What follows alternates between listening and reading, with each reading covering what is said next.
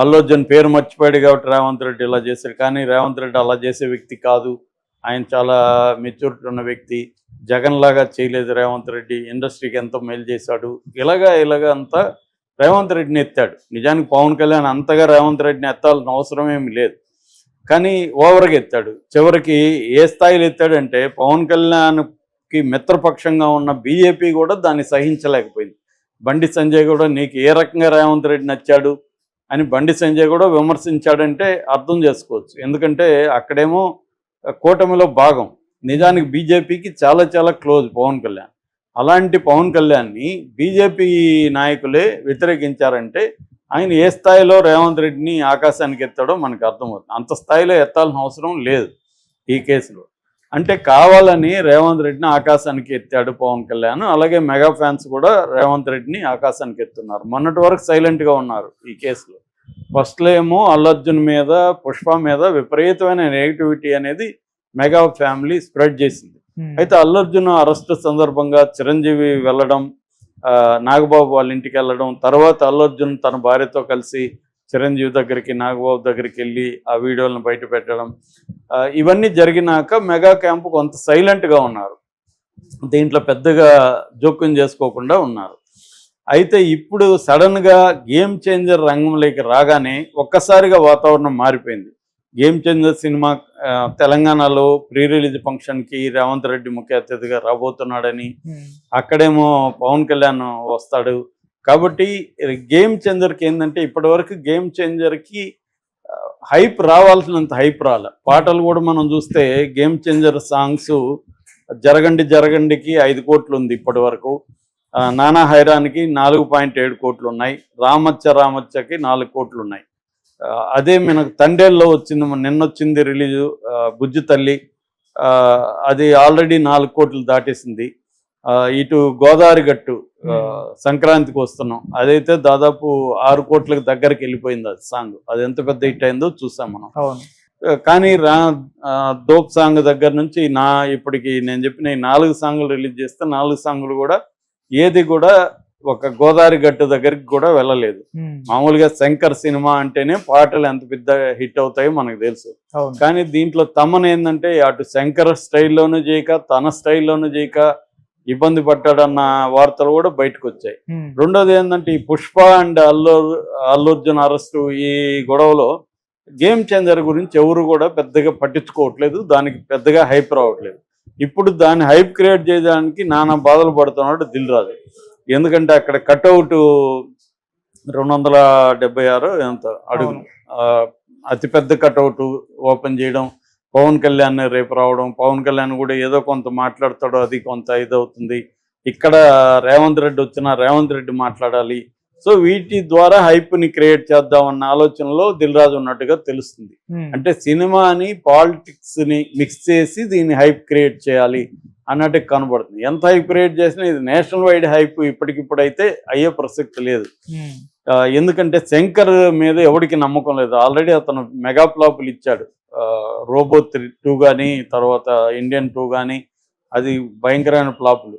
రెండోది దీని కథ ఇవన్నీ కూడా లీక్ అయినాయి. గేమ్ చేంజర్ అదేంటంటే రొటీన్గా ఉంది, రొటీన్ రివెంజ్ స్టోరీ. దాంట్లో ఏమి కొత్తదనం లేదు. ఓన్లీ స్క్రీన్ ప్లే ఇంట్రెస్టింగ్ ఉంటేనే ఆ సినిమా హిట్ అవుతుంది తప్ప కథలో అయితే కొత్తదనం ఏమీ కనబడలేదు. ఫ్లాష్ బ్యాక్ కానీ ఇవన్నీ కానీ చూసినట్టే ఉంది. సో కథలో కొత్తదనం ఉండాలి. పాటలకే దాదాపు 15 crores పాటలకే ఖర్చు పెట్టారన్న వార్త బయటకు వచ్చింది. దాన్ని కూడా హైప్ చేస్తున్నాడు. కానీ విజువల్స్ చూస్తే ఈ పాటలకు వచ్చిన అంటే ఇంకా పూర్తి విజువల్స్ రాలేదు, కానీ విజువల్సే కాపాడాలి. అంటే స్క్రీన్ మీద ఏమన్నా బాగుంటే చెప్పలేం. మామూలుగా శంకర్ పాటలు అంటేనే స్క్రీన్ మీద బ్రహ్మాండంగా ఉంటుంది. ఆయన మినిమం ప్రతి పాటకు కూడా 2 కోట్లు 3 కోట్లు ఖర్చు పెట్టే నేచర్ ఎప్పటి నుంచో ఉంది శంకర్కి. ఆ మధ్య వాళ్ళ శిష్యుడు 75 లక్షలతో ఒక సినిమా చేశాడు, తెలుగులో కూడా అది డబ్ అయింది, ప్రేమిస్తున్న సినిమా. దాని బడ్జెట్ 75 లక్షలు. అప్పుడు శంకర్ ఎందుకు ఇచ్చాడంటే నా పాటకే 75 లక్షలు నేను పెట్టను, నువ్వు సినిమానే తీస్తానంటున్నావు, తీసుకో అని ఇస్తే అది చాలా ఎక్కువ కలెక్ట్ చేసింది తర్వాత సంగతి. అంటే అలాగా శంకర్ ఏంటంటే తన మేకింగ్కి ఎక్కువగా బడ్జెట్ అనేది పెట్టడం ఫస్ట్ ఇండియాలో శంకరే స్టార్ట్ చేశాడు. సో అట్లా ఇప్పుడు దీనికి కూడా దాదాపు కరెక్ట్గా బడ్జెట్ ఎవరు చెప్పట్లేదు, కానీ ఒక 500 కోట్ల వరకు అయిపోయింది. ఎందుకంటే ఇది కూడా 4 ఏళ్ళు పట్టేసింది ఓవరాల్గా. సో బడ్జెట్ ఇప్పటి వరకు దిల్ రాజు కెరీర్లోనే ఈ కైండ్ ఆఫ్ బడ్జెట్ సినిమా తీయలేదు ఆయన. రెండోది మిగతా 2 సినిమాలు కూడా ఆయనవే ఆల్మోస్ట్. అంటే మన డాకు మహారాజులో కూడా ఆయన పెట్టుబడులు ఉన్నాయని చెప్తున్నారు. ఇటు వెంకటేష్ సంక్రాంతికి వస్తున్నాము ఆయనదే.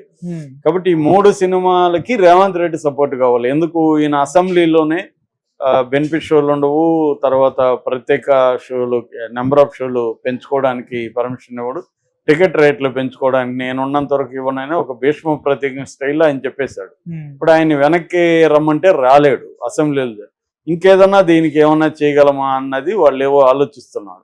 అంటే ప్రత్యేక కొంత ప్రతి సంవత్సరం కొన్ని సినిమాలకు ప్రత్యేకత ఇది ఇస్తామనో ఏదన్నా చెప్పి ఏదన్నా దీనికి ఇస్తారా అనేది తెలియదు. సో ఎందుకంటే నిన్న పవన్ కళ్యాణ్ మాట్లాడుతూ కూడా బెనిఫిట్ షోలు లేకపోతే, నెంబర్ ఆఫ్ షోలు లేకపోతే, టికెట్ రేట్ పెంచుకోకపోతే పాన్ ఇండియా సినిమాలు డబ్బులు వెనక్కి రావు అనేది ఆయన కూడా చెప్పాడు. చాలామంది ఇప్పుడు అదే చెప్తున్నారు.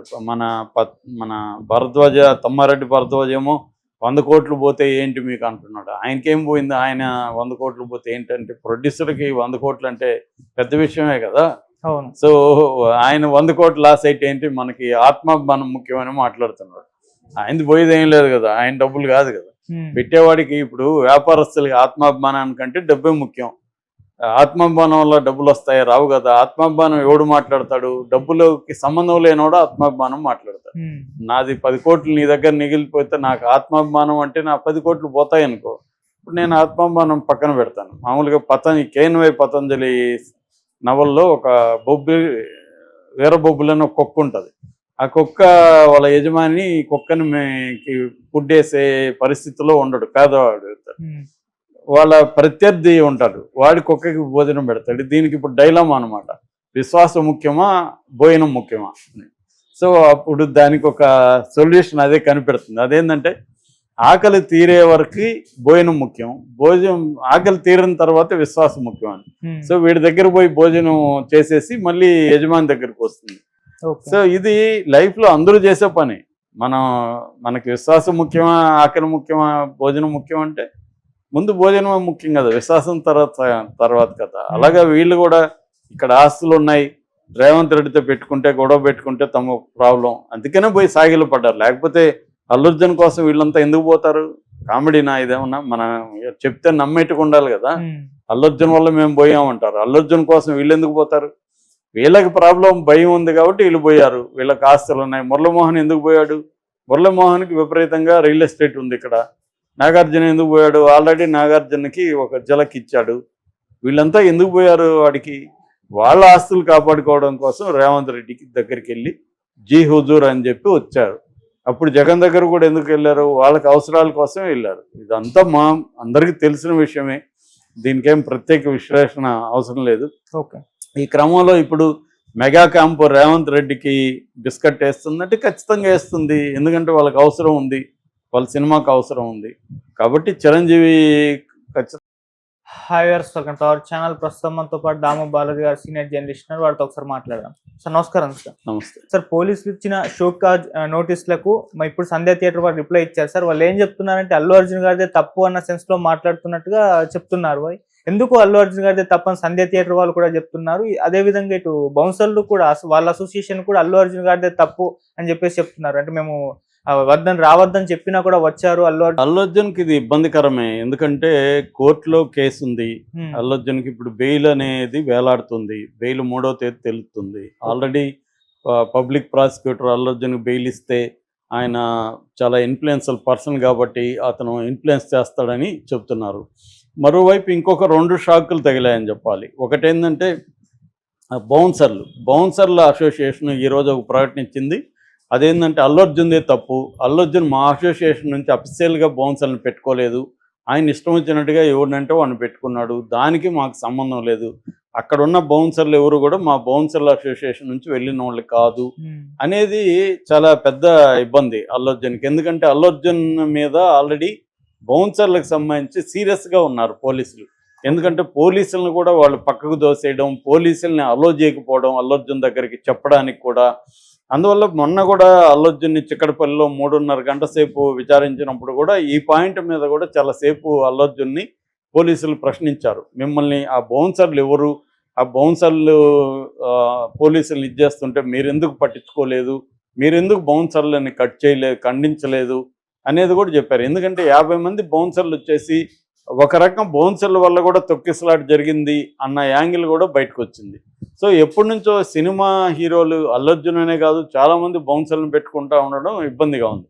అట్లాగే బౌన్సర్ కూడా ఒక బౌన్సర్ని అరెస్ట్ చేశారు ఈ కేసులో మొన్న పోలీసులు. బౌన్సర్ అసోసియేషన్కి కూడా నోటీస్ ఇచ్చారు పోలీసులు. సో ఇప్పుడు బౌన్సర్ల అసోసియేషన్ ఏంటంటే దానికి చట్టం ఉంది, మనకి ప్రైవేట్ సెక్యూరిటీస్ సంబంధించిన యాక్ట్ ఉంది. ఆ యాక్ట్